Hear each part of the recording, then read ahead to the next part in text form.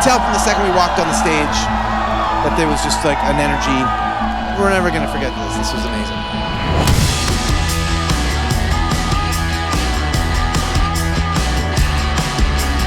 Bandland is Bangalore, Bangalore is Bandland. I love the name.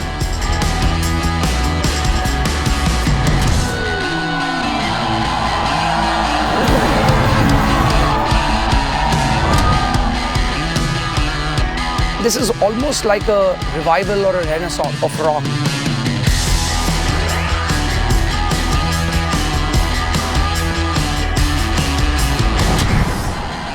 When you think about a music scene, we think about Bangalore being the land of bands. Sound. Camera. Rolling. We shifted to Bangalore when I was 15. I just found a surge of excitement. There was so much freedom. There were jam sessions. The Beatles were playing on all the Fates, Cliff Richards, and that was Elvis Presley. But I remember playing in Rex. Bands' names were Barbershop Harmony, Slaughterhouse Rebellion, then the Spartans. Two boys from Chennai joined the Spartans, and then they broke away and formed the Human Bondage. But those were the bands at that time, and I think very creative.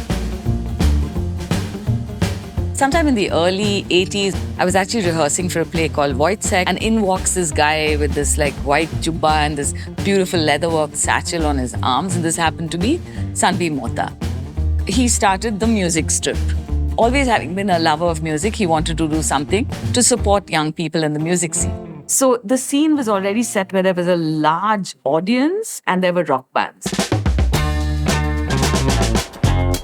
50th year of freedom on 1996. Call all friends come with your amplifiers and speakers, and let's just jam on Independence Day. That was the first Freedom Jam. The credit for most of the big rock bands that became household names in Bangalore music scene goes to Gopal Nawale, Geetal Nawale, husband and wife, and Siddharth. These three guys were the brains behind Sunday Jam, and it was absolute selfless service that these three guys did for the Bangalore music scene. For the first Freedom Jam Day, 500 people came. Picos was our first sponsor. The second year, 1,000 people came. Third year, 5,000 people came. The best sound in town, the best lights in town, 3-4 stages, multiple stages. Show is free, bands play free. We would register a few days in advance to perform for 15 minutes.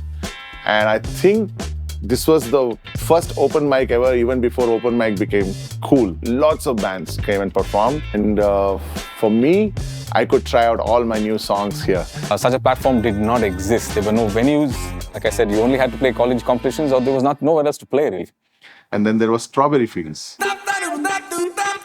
Back in 1997, it was the first college competition at that point to offer a prize money of 25,000 rupees, which was enough to record a demo. Strawberry Fields was a very unique sort of experience for any kind of band. It doesn't matter whether you were a metal band or a rock band, Carnatic band. Everyone used to come to Strawberry Fields. That's the first time you have that scene experience where, like, a lot of young musicians getting together and sort of feeling like they're part of some sort of a larger movement.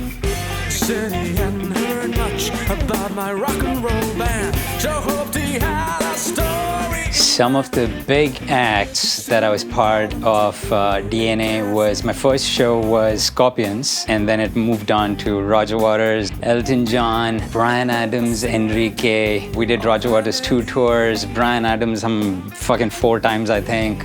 March 2007 was an unforgettable time when Iron Maiden sort of graced Bangalore. Camera. Rolling. Bangalore had the most highest number of headliners coming and performing, and huge festivals used to happen, rock festivals particularly. The first time I stepped foot at Bangalore was for Metallica. I couldn't believe that Bangalore had such a crowd dedicated to just metal and rock. I made friends just attending concerts. It was fabulous. So we opened B-Flat in 2009, March. Our first concert was May. Very soon, a few dedicated spaces, similar to ours, but very, very different in their aesthetic, started opening up. There was this fabulous venue on the Whitefield Road called Counterculture. A few years after we opened, the Humming Tree opened on the 12th Main, another main street in Indiranagar. I used to go for gigs very regularly to the Humming Tree back then as well. You literally said on a Friday or a Saturday night, where should we go tonight? What kind of gig do you want to listen to? So it was really like a cultural revolution taking place for a good long time, from 2009 to say 19, to good 10 years. The lull came after that only because of COVID. But it's coming back again slowly. Bangalore is this never say die city. I'm very, very optimistic because it's the people that make it happen.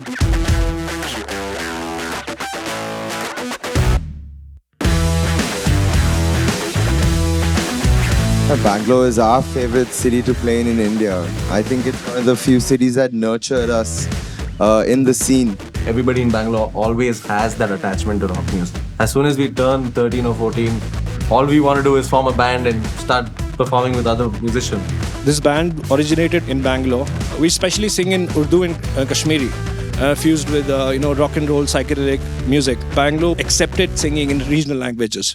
I don't think in the past 5 years we've played any Phantom gig where we haven't sold it. I remember I jumped from the stage into the audience. I mean, I'm lightweight anyway, so I was moved around for quite a while. Bangalore music lover there's no auxiliary reason for them to do this. It's just the passion for the music. It's just so they can watch their favorite artists play. It's the passion that comes first.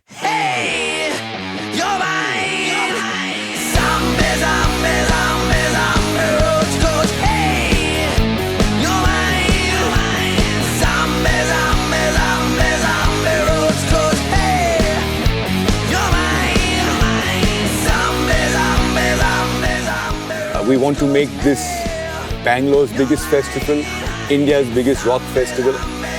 There hasn't been a rock festival or rock in this version forever.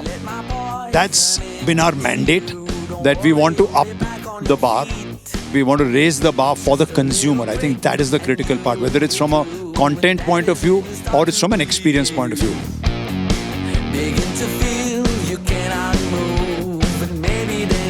The first thing that hit me when I arrived, there was an Indian band playing on the stage, and I was like, wow, this band is excellent. I saw this other band, Scrat, and I thought they were fantastic. I saw Parvaaz, I thought they were fantastic. As a rock music fan, to me, this checks every box that I want to check as a fan, There is the iconic act. Goo Goo Dolls, A Boy Named Goo, and Dizzy Up the Girl were two albums on constant rotation for me. When I watch a band like Deep Purple, to me, it's watching a life well spent on stage, 2 notes into the riff and they've got you. Actually got a WhatsApp message this morning on my family group being like, Josh is playing with DP today. Oh, just DP. There'll be a bit of everything. There'll be a bit more of the heavier songs, a bit more of the garage songs. We have to keep people wanting more. That's a successful gig if people want more at the end. Everyone moving, everyone smiling at the end of it.